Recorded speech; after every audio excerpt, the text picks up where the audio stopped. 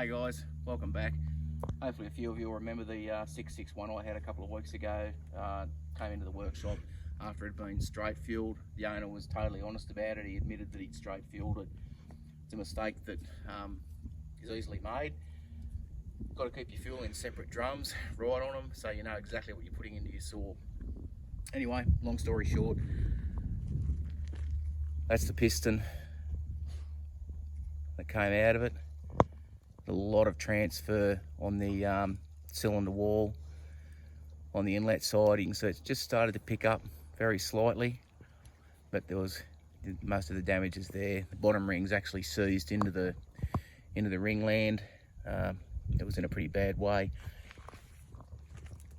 Cylinder's all done now. Original cylinder, cleaned, honed, new Stihl, genuine Stihl piston, new wrist pin bearing, new base gasket, and all ready to go. So we'll give it a quick try and see how she cuts now.